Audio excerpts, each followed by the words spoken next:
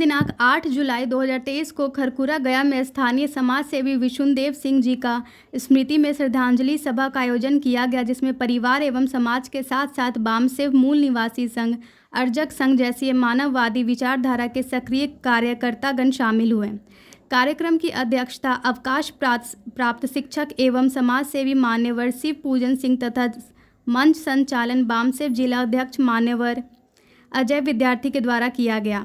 कार्यक्रम की शुरुआत महामानव तथागत बुद्ध एवं दिवंगत विशुनदेव सिंह के चित्र पर माल्या अर्पण कर एवं सामूहिक रूप से बुद्ध वंदना, त्रिशरण एवं पंचशील ग्रहण कर किया गया। सुपुत्र जय किशोर सिंह के द्वारा दिवंगत विशुनदेव सिंह जी के व्यक्तित्व एवं कृतित्व की चर्चा की गई। मुख्य अतिथि के रूप में शामिल मखदूमपुर विधायक मान्यवर सतीश कुमार जी के द्वारा मृत्यु जैसे दुख के अवसर पर आयोजित मृत्यु भोज को सामाजिक कलंक एवं दंडनीय अपराध बताया गया। बामसेव प्रशिक्षक मान्यवर सुरेश प्रसाद जी के द्वारा 12 दिवसीय श्रद्धाकर्म की समीक्षा करते हुए इसे अव्यवहारिक एवं अनावश्यक मानसिक एवं आर्थिक दंड बताया गया। इस अवसर पर मूल निवासी राजेंद्र प्रसाद, अधिवक्ता सुरेश प्रसाद, पुत्र वधू कामिनी कुमारी, आदित्य प्रधान, उपेंद्र कुमार, अजीत कुमार, अशोक प्रसाद कुमार, महेंद्र प्रसाद सिन्हा, अनिल दास, सूर्यदेव प्रसाद, धर्मेंद्र कुशवाहा आदि बुद्धिजीवियों एवं समाज सेवियों के द्वारा जीवन मरण की सच्चाई, मृत्यु भोज एवं श्रद्धांजलि सभा से संबंधित जानकारी प्रदान की गई। कार्यक्रम के अंत में ज्येष्ठ सुपुत्र राजकिशोर सिंह के द्वारा पूज्य पिताजी के नाम पर प्रतिवर्ष अंततः विद्यालय सामान्य अध्ययन प्रतियोगिता आयोजित कर निर्धन एवं असहाय बच्चों को शिक्षा प्राप्त करने में सहयोग करने की घोषणा की गई। धन्यवाद ज्ञापन सुपुत्र ब्रज किशोर सिंह द्वारा की गई। कार्यक्रम का सफल संचालन में विजय किशोर कुमार, शालिनी कुमारी, शुभांशु प्रियदर्शन, अनुराग, अनुपम, आर्यन आदि का सक्रिय योगदान रहा। हम लोगों ने भी भोज भंडारा किया और जो पंडित आते थे उन्होंने कहा कि पिताजी पलंग पर सोते थे, इसलिए पलंग चाहिए, तोशक बढ़िया वाला चाहिए, तकिया बहुत बढ़िया वाला जो उनको गर्दन में दर्द ना हो ऐसा वाला तकिया चाहिए, मच्छरदानी चाहिए, खैनी खाते थे तो खैनी चाहिए। तमाम चीज जो हमारे पिताजी अपने जीवित में रहते थे, तमाम चीज हम लोगों ने पंडित जी को देने का काम किया। समय समय पे वो पंडित जी आते थे और कहते थे कि देखा जजमान से खैनी खत्म हो गए है, तो पिताजी के खैनी के बड़ी तकलीफ हो गई, तो बड़ा भाई खैनी ला के देते। फिर मेरे यहाँ गाय था, बच्चा देने वाली थी, जब बच्चा दे दी गाय तो पंडित जी आए, कहे कि पिताजी के तो सब कुछ ठीक हो, बढ़िया हो, कोई दुख तकलीफ ना हो, दूध के बड़ी दिक्कत हुई थी ऊपरे, गाय है ये दे देती है उनका, तो उनका दूध खेता थी तो हट्ठा कट्ठा रहता थी। तो मेरे बड़े भाई गाय भी और बछड़ा दोनों दान कर दिए उनको, लेकिन हम बहुत नटखट थे उस नाटक के पात्र में, और हम देख देख कर रखते थे कि पलंग उन्हीं के यहाँ है, तोशक उन्हीं के यहाँ है, खैनी वो अपने खाते हैं, जितना मेवा मिष्ठान ले जाते सब अपने खाते हैं, और गाय भी ले जाकर के अपने यहाँ बांध दिए, वो अपने दूध पीते।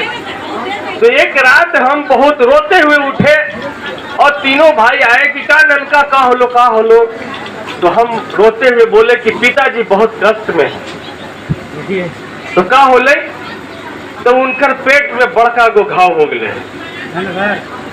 कहल कथिन हाल चाल पूछली तो बतल कथिन कि खैनिया भेजा है बाबू से मिल जाओ, हमरा गैया भेजले है से पहुंच गए है, दूध खाई थी और तोशक तकिया पर सुते थी। जे चिक पंडित जी के दे है से सब हमरा भिजना जहा से हम कहली कि घौआ हो गए, सेकर का उपाय बदल कर तू, तो घौआ के ही उपाय बदल कथुन कि अगर पंडित जी के ऑपरेशन कर दे मैं तो हमारे घाव ठीक हो जाते। तो हम लोग छुड़ा लेकर के पंडित जी के पीछे पीछे चारों भाई दौड़े, तो पंडित जी घूम घूम के कहते थे कि ना जजमान पलंगवा हमरे ही हो, तो सकवा हमरे ही हो, खैनिया हम ही खाई हो, गैया के दूधवा हम ही पियई हो, और लास्ट में ही कर्म कांड का भंडा फूट जाता था। बाबा का तो खैर सबको को पता है कि बाबा कितने सामाजिक थे, और फिर बाहर ही नहीं घर में भी हम लोगों ने कई कहानियां सुनी है कि कितने बच्चों का भविष्य बाबा बनाए हैं। हम लोगों को तो पता भी नहीं था कि अपने परिवार में शायद जो बच्चे अपने जिनके माँ बाप गुजर गए या किसी तरीके से वो असहाय हो गए, बाबा सबको घर पे लाकर पालन पोषण पढ़ाना लिखाना सब किए। शायद इतना आम घर में नहीं होता है कि कोई मतलब इतना सुदृढ़ कोई नहीं होता है कि इतना मजबूत कोई नहीं होता है कि अपने बलबूते इतने लोगों का भरण पोषण कर पाए। हमने बहुत सारे लोगों से सुना कि अपने परिवार में मेरे कुछ लोग बीमार भी थे, बाबा उन लोगों को भी घर पे लाकर उनका सेवा करना सब कुछ, चाहे वो बूढ़े हो, चाहे वो बुजुर्ग हो, चाहे बच्चे हो, सबका हमने सुना है। हम लोगों के लिए भी शायद ये बाबा को पढ़ाई लिखाई से बहुत बहुत प्रेम है। हम अपनी पढ़ाई के बारे में जब भी बाबा को बताते थे, बाबा बहुत ध्यान से सुनते थे, बहुत ध्यान से। कुछ दिन पहले की बात है कि हम क्या पढ़ रहे हैं, क्या जानना है, बहुत इतना चाव से शायद कोई नहीं सुनता है जितने चाव से वो सुनते हैं, जितने चाव से वो मेरा बात, वो खुश हो रहे थे। क्या पढ़ रही हो? अच्छा अभी ये बचा हुआ है, अच्छा अगले साल एग्जाम है, सब पूछते थे। और इतना खुश शायद नहीं देखे हम इतना खुश किसी को। अभी इस परिवार में भी इतने दूर दराज के लोग, हम लोग तो इतना जानते भी नहीं थे कि इतने दूर दूर से परिवार को बाबा इतना सपोर्ट किए हैं। बहुत दादी जी का भोज भात भी अर्चक 25 से हुआ है। हमने अपने गांव में ही नहीं देखा पीपल के पेड़ पर कहाँ कलश टंगाता है, कहीं हमारे यहाँ दिखता ही नहीं है। और एक्चुअली हम ये बताते हैं कि हमारे यहाँ के जो पंडित जी लोग हैं वो कहते हैं कि यहाँ तो भाई ये लोग देता ही नहीं है कुछ। केमिस्ट्री और एल भी है, भाई तो और भी सब वैज्ञानिक में है, एक हमारी बहू है बैंक मैनेजर है, एक बेटा IIT निकाला है। तो ये सब क्या है? ये संस्कार जीविका सब शिक्षा हम लाए।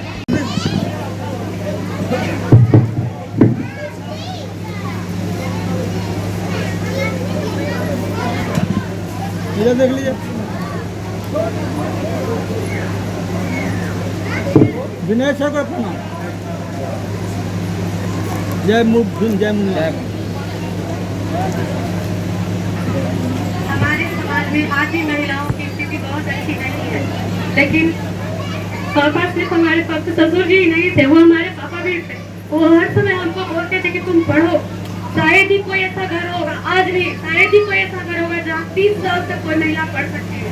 हम 2002 से लेकर 2022 तक रेगुलर शिक्षा के क्षेत्र से जुड़े हुए हैं। शायद ये उनका ही प्रोत्साहन था कि पूरे घर को, जो इन लोग बता रहे हैं कि इतने सारे वृक्ष के नीचे सब कोई पले हैं, तो उस वृक्ष में एक शाखा हम भी थे जिसमें सबको एक जैसा, चाहे वो उनका खाना हो, पीना हो, कुछ भी हो, हम लोग देखते थे। लेकिन वो कभी हम लोग किसी तरह बहुत तरह का हम लोग ये कमी भी था। ऐसा नहीं था कि हम लोग बहुत पैसे वाले थे या बहुत सामर्थ्य में थे, लेकिन यार दो सब रखेंगे।